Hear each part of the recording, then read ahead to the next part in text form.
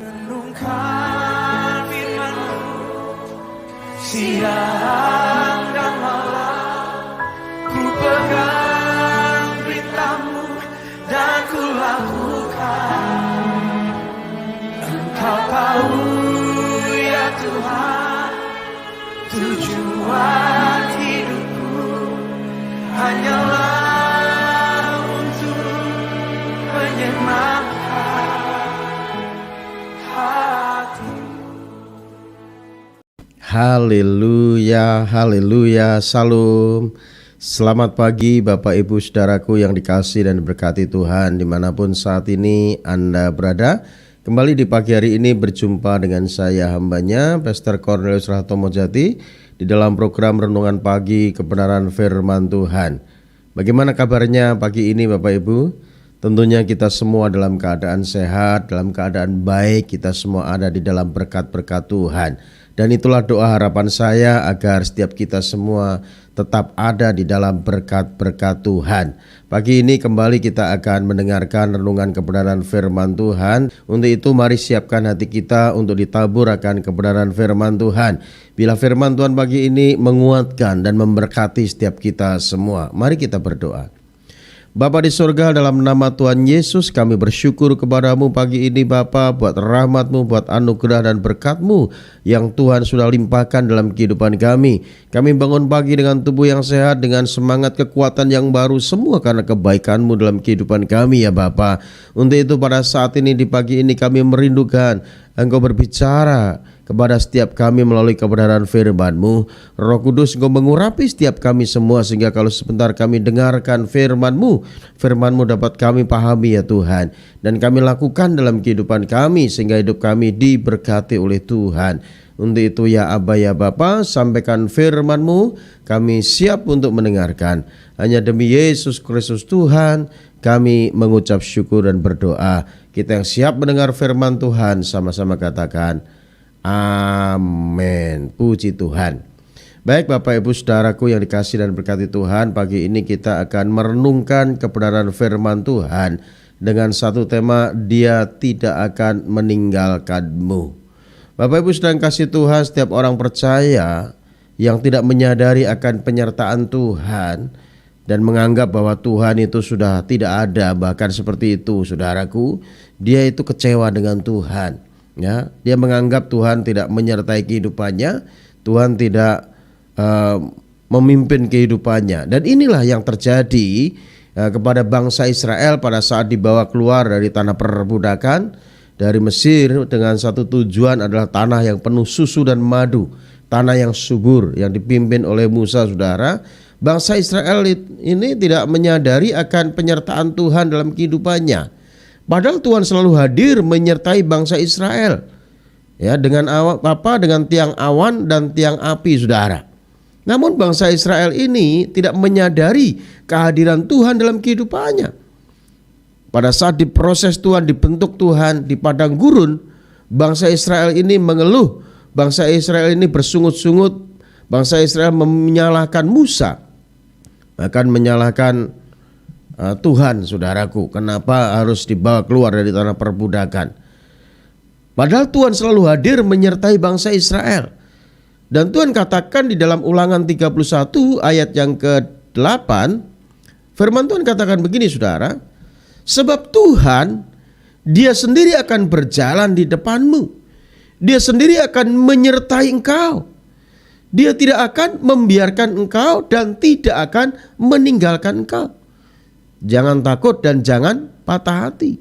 Dan ini yang dikatakan Tuhan kepada bangsa Israel yang dipimpin oleh Musa saudara, bahwa Tuhan sendiri akan berjalan di depanmu. Jadi Tuhan yang memimpin bangsa Israel berjalan di depan bangsa Israel melalui apa? Tiang awan dan tiang api. Pada saat siang hari di padang gurun itu bangsa Israel kepanasan, ya, di sana ada tiang awan saudara. Supaya apa? Bangsa Israel ini tidak kepanasan, dan bangsa Israel berjalan dalam tuntunan Tuhan dengan apa? Tiang awan.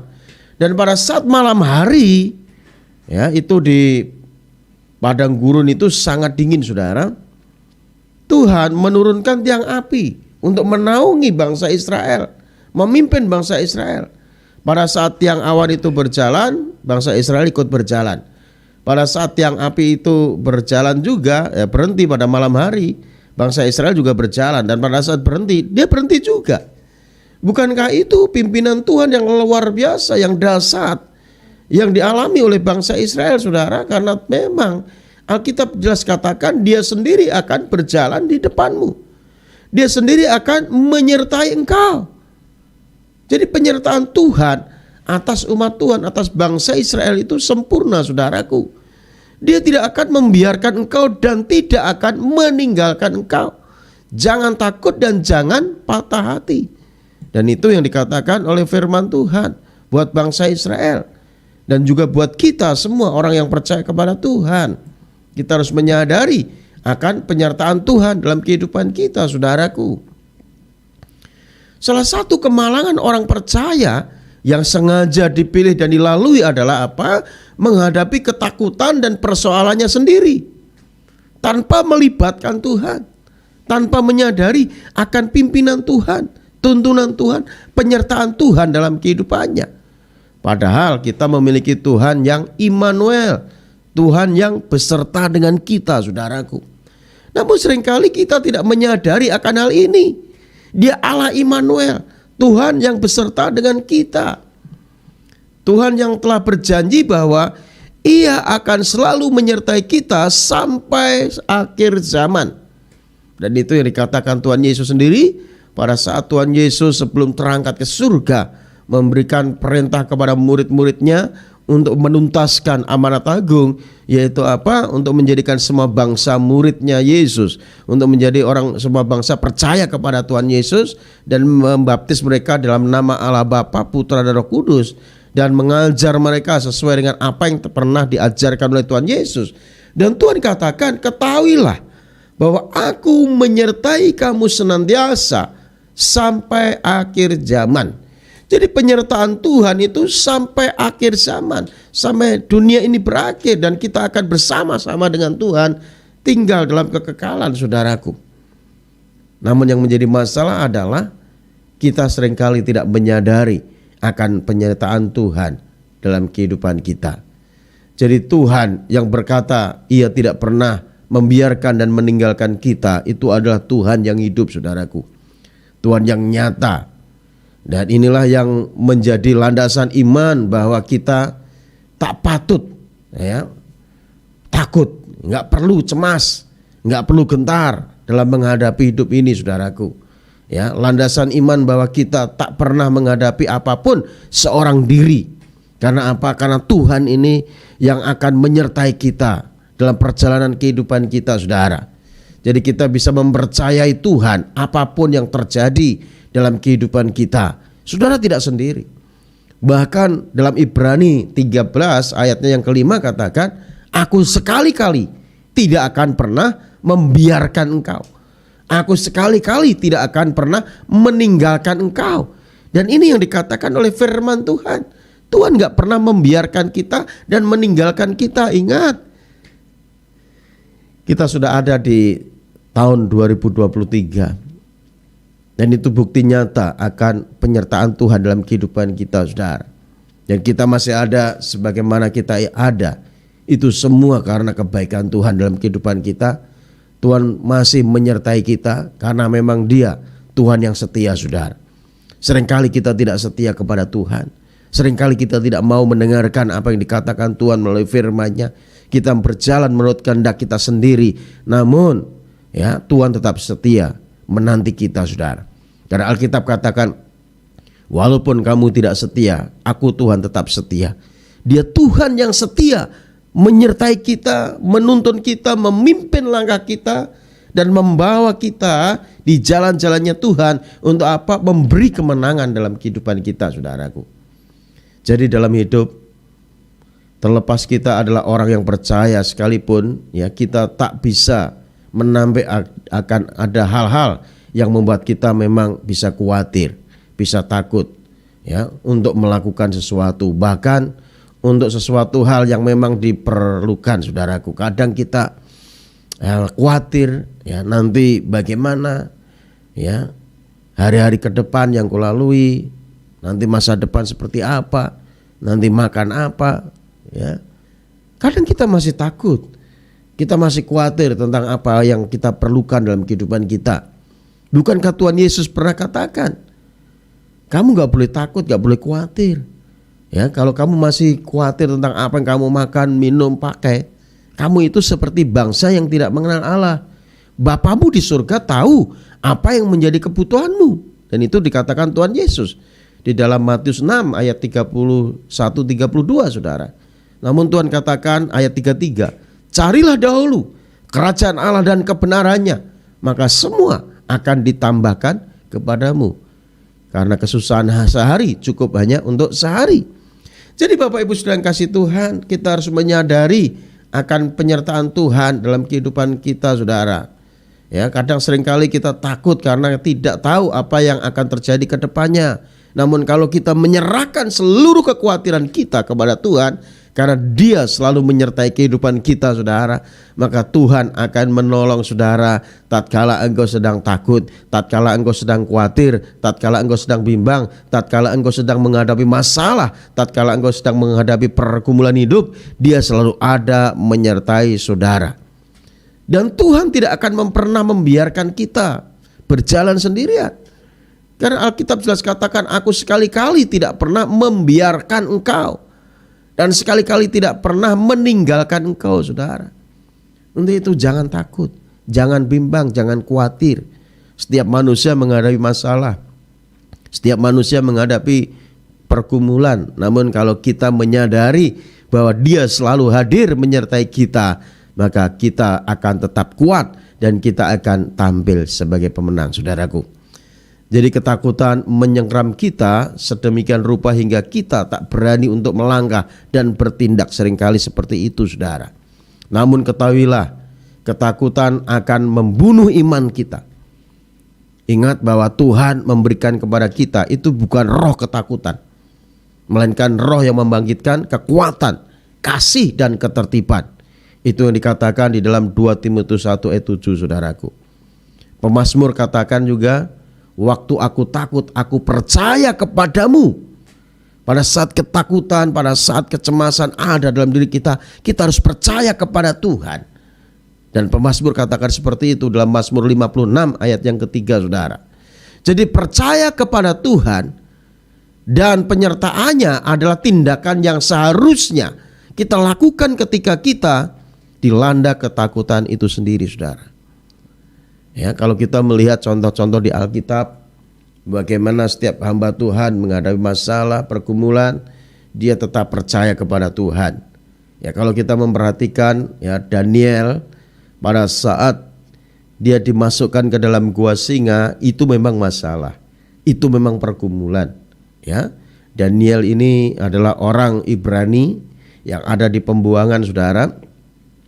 Dan oleh karena orang-orang yang tidak suka dengan Daniel, maka Daniel ini dihasut.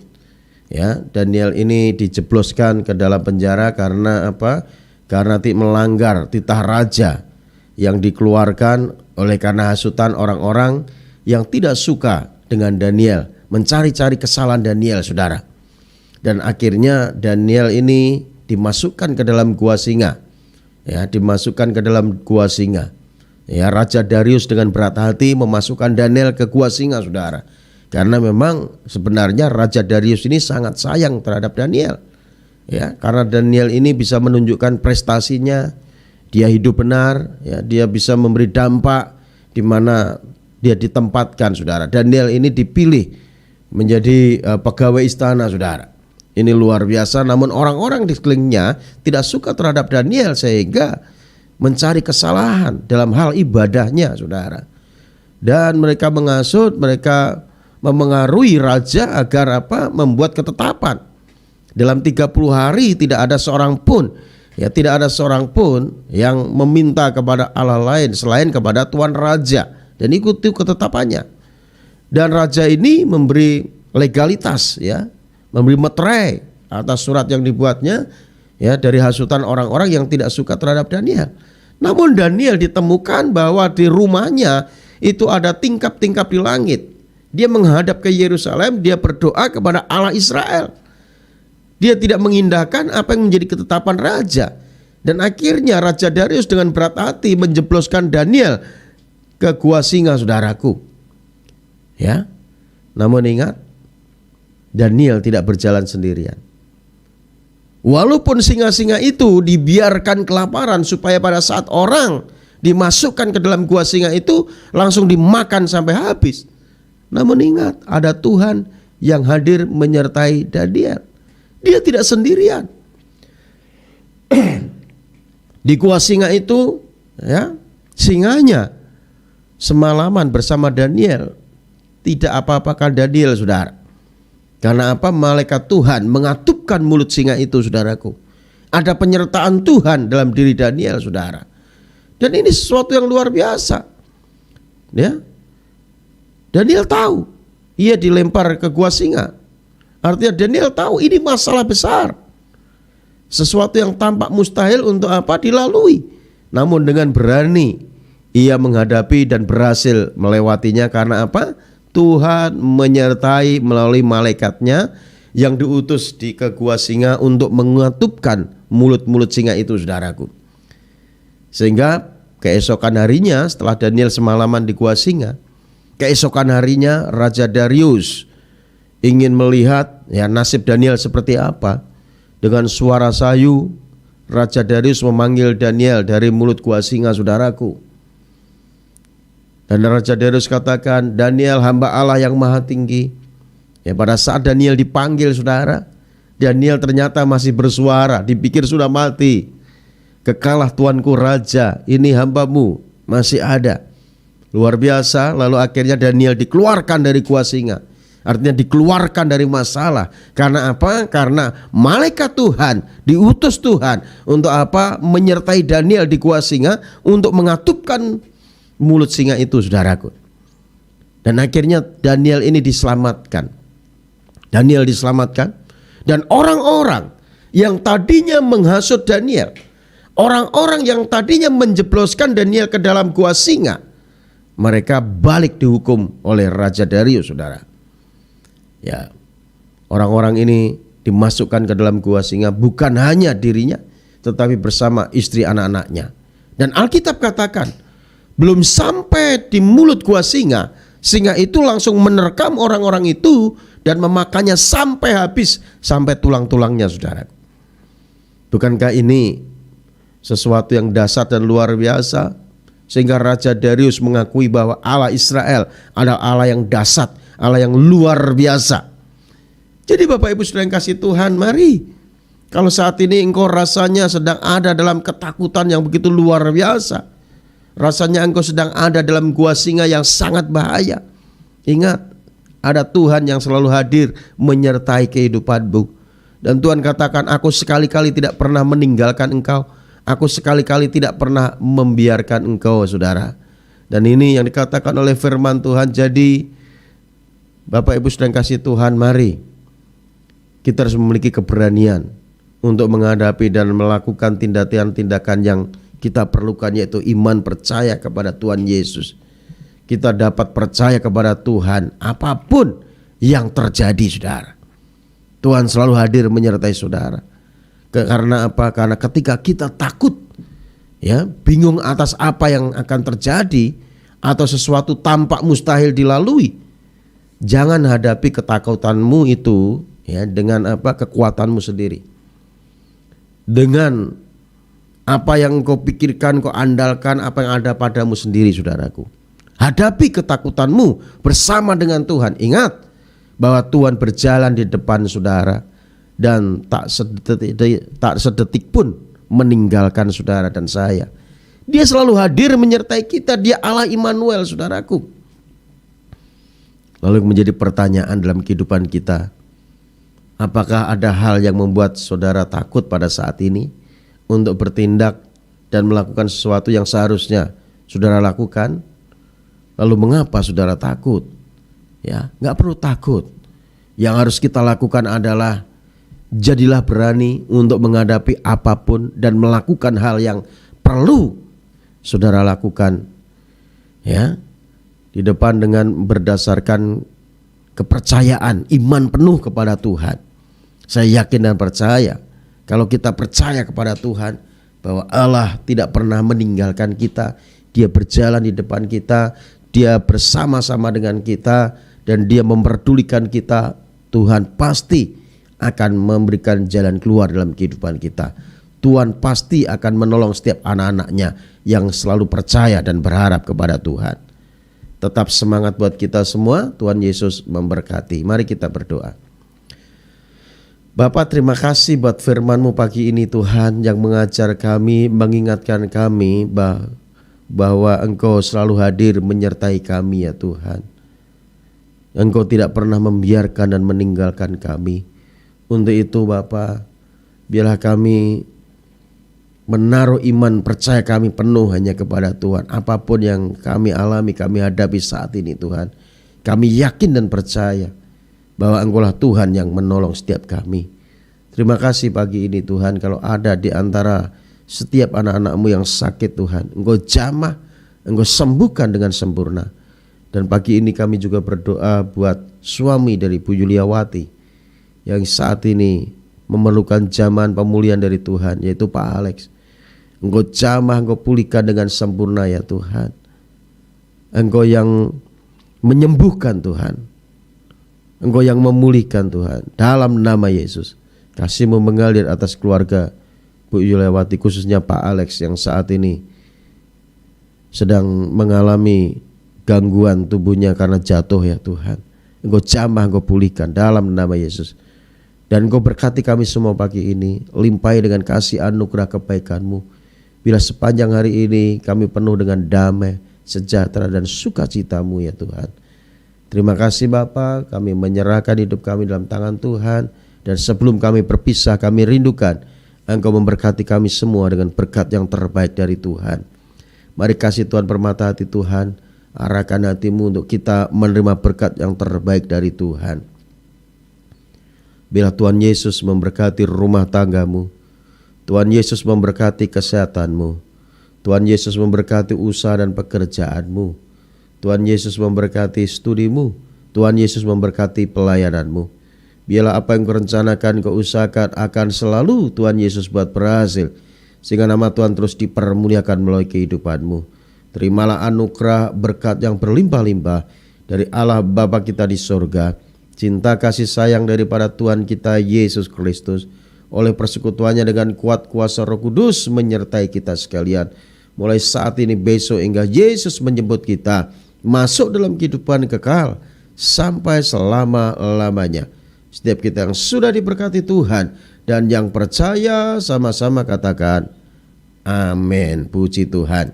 Renungkan firman-Mu siang dan malam, ku pegang perintah-Mu dan ku lakukan. Engkau tahu ya Tuhan, tujuan hidupku hanyalah